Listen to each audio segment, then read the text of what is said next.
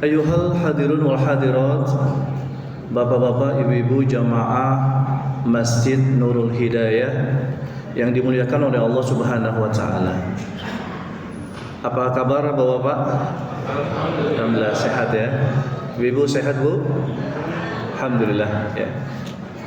Itu yang sama-sama kita harapkan, dan kemudian juga kita berharap semoga di bulan yang penuh dengan kebaikan dan keberkahan ini, bulan yang disebut sebagai bulan musimnya ibadah ini, iman kita pun juga semakin bertambah dan meningkat, dan juga semangat dalam melakukan amal-amal ibadah juga semakin meningkat. Terlebih Bapak Ibu semua, di menjelang akhir dari bulan Ramadan ini. Jadi bulan Ramadan ini adalah merupakan bulan yang penuh dengan keistimewaan. Karena memang Allah Subhanahu wa taala jadikan ada waktu-waktu tertentu itu lebih istimewa dibandingkan dengan waktu yang lain, yang di waktu itu bisa kita pergunakan untuk kita melakukan ibadah. Waktu-waktu yang istimewa itu adalah ya bulan Ramadan ini. Di antara bulan-bulan yang lain, Ramadan adalah merupakan bulan terbaik. Sehingga di bulan Ramadan ini ada banyak sebutan. Ramadan disebut sebagai bulan maghfirah karena di bulan ini Allah begitu sangat pemurah memberikan ampunan kepada hambanya. Bahkan Allah sediakan ampunan setiap malam. Walillahi utaqa'u minan nari wa dzalika kullu laila, setiap malam Allah Subhanahu wa taala berikan ampunan. Makanya setiap malam kita pun juga berdoa kepada Allah Subhanahu wa taala.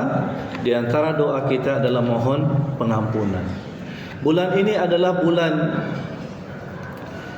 yang disebut dengan bulan rahmat, karena rahmat Allah itu begitu sangat luas di bulan ini. Bulan ini adalah bulan kebaikan, di mana Allah Subhanahu wa taala buka pintu surga, tutup pintu neraka. Kemudian di bulan ini pula setan-setan dibelenggu, dan setiap amal-amal ibadah, amal-amal kebajikan dilipat gandakan. Al-hasanatu bi asyri amsalihha. Allah Subhanahu wa taala memberikan ganjaran 10 kali lipat dari setiap kebaikan yang dilakukan. Ila 700, bahkan sampai 700 kali lipat. Mana ada Bapak Ibu sekalian ya, seorang pedagang atau toko yang memberikan diskon sampai 700 kali lipat. Bahkan di bulan Ramadan ini enggak terbatas.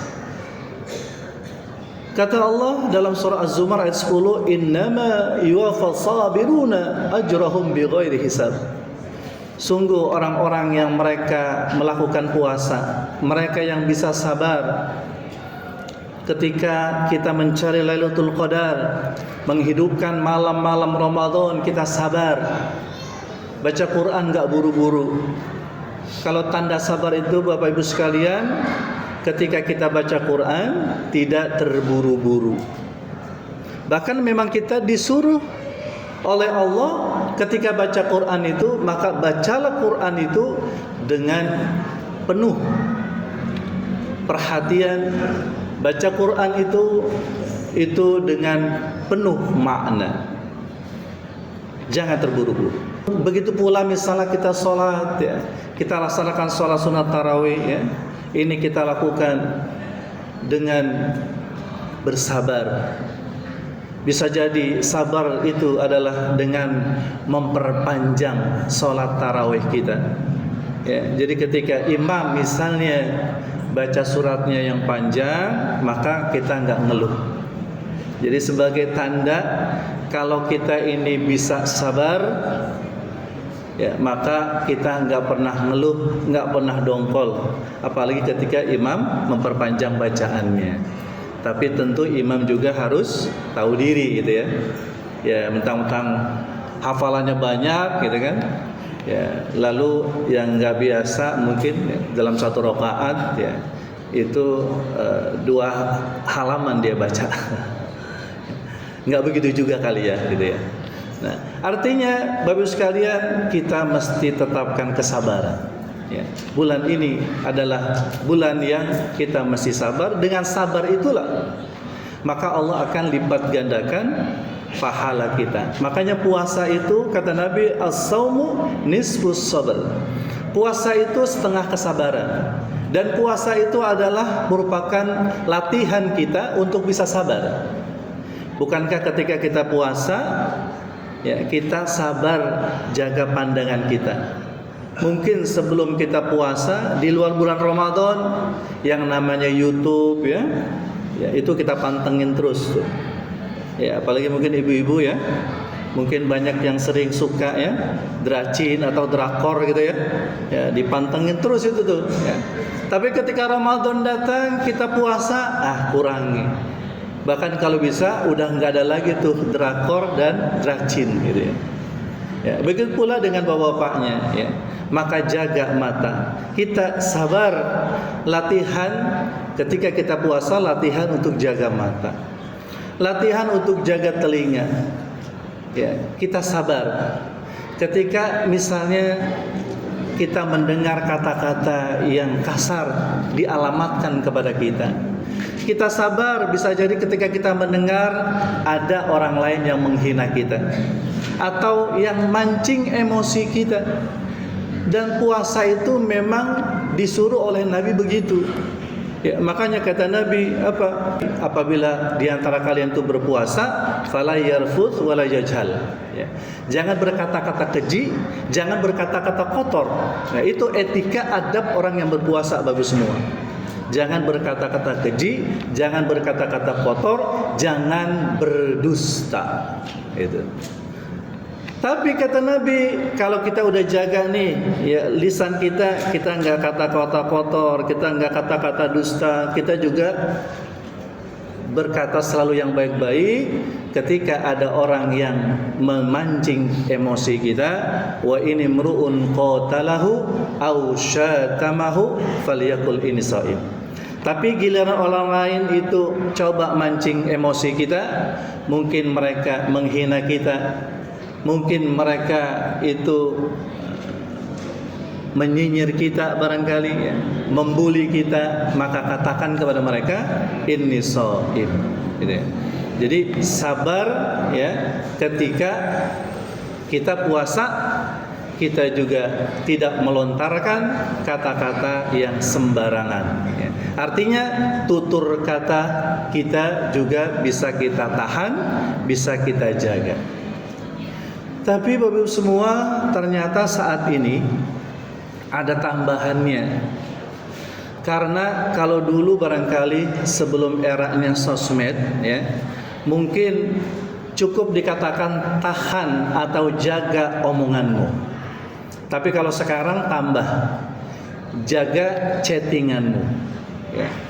Ketika kita bersosial media ya, kita terhubung misalnya dengan WhatsApp ya, kita berkomunikasi kan kita tidak mengucapkan dengan lisan, tapi kita dengan jari jemari kita tuh ya.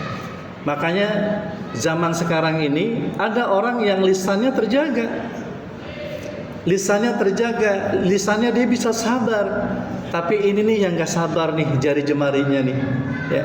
Ketika ada status orang gak sabar banget di jari jemari untuk ngomentarin gitu ya.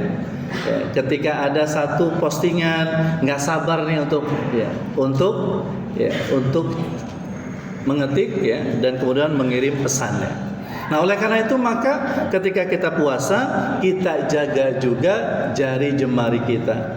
Kita sabar, kita tahan, jangan sampai jari jemari kita ini mengeluarkan kalimat-kalimat yang sama saja, misalnya itu kalimat dusta, kalimat mungkin ujaran kebencian dan lain sebagainya gitu. Nah, sehingga kalau kita semua bisa sabar dengan itu semua, maka kata Allah Subhanahu wa taala, innama yuwaffas sabiruna ajrahum bighairi hisab. Sesungguhnya pahala atau ganjaran orang yang sabar itu sama dengan orang yang puasa. Kata para ulama, kalimat sabar di situ juga diterjemahkan dengan puasa, sehingga bisa dikatakan sesungguhnya orang yang dia puasa maka Allah akan berikan ganjaran tanpa batas, gitu ya. Nah, makanya ini sesuai dengan apa yang terdapat di dalam hadis qudsi. Kata Allah, "Kullu amal ibni Adam lahu." Setiap amal anak Adam itu adalah untuknya, kembali kepadanya, kembali kepada orang yang melakukannya. Illa siyam, kecuali puasa. Asyamu li, puasa itu adalah ibadah yang dipersembahkan untukku, kata Allah. Wa anna ajzi bihi, dan aku yang akan memberikan balasannya. Sehingga diibaratkan, ya, ada sebuah hadis Nabi bahwa ibadah puasa ini seperti halnya ada seseorang yang mencari kerja. Ya, jadi ada seseorang, diumpamakan seseorang sedang mencari pekerja, 3 orang pekerja. Satu itu ternyata orang yang kerja ini, yang melamar itu adalah orang Yahudi. Yang kedua orang Nasrani. Terhadap kedua orang ini dikasih upah itu 1 qirot, ya.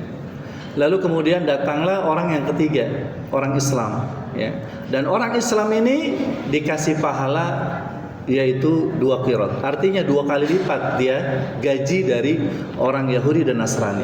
Lalu orang Yahudi dan Nasrani protes, ya. Kenapa saya dikasih gaji 1 qirot, kok giliran orang Islam 2? Nah, maka kata yang mencari pekerja ini, itu hak saya. Ya. Saya mau kasih berapa itu urusan saya. Artinya kalaupun misalnya saya menentukan demikian, apakah itu menzolimi Anda? Ya, Anda dizolimi dengan itu? Kan tidak. Ya, maka itu terserah saya. Ya. Nah, seperti itulah kira-kira Bapak Ibu sekalian ganjaran orang yang puasa, gitu ya. Dan juga amalan-amalan yang lain di bulan Ramadan ini. Makanya di akhir Ramadan ini, ya, maka seperti halnya dalam sebuah perlombaan lari, ya, lari maraton, ya, itu biasanya seorang pelari itu kalau sudah mendekati garis finish sudah pasti apakah dia larinya santai atau cepat-cepat, Bapak Ibu. Kalau orang lari ini, lari maraton sudah mau sampai garis finish, ya, lambat-lambat atau buru-buru mau sampai? Pasti pengen mau buru-buru mau sampai. Berarti kan energinya mesti ditambah lagi, ya, dan kemudian semangatnya mesti dipompa lagi sehingga kemudian dia bisa akhirnya mendapatkan garis finish itu dan dia menjadi juara. Nah, begitu juga dengan kita bagi semua.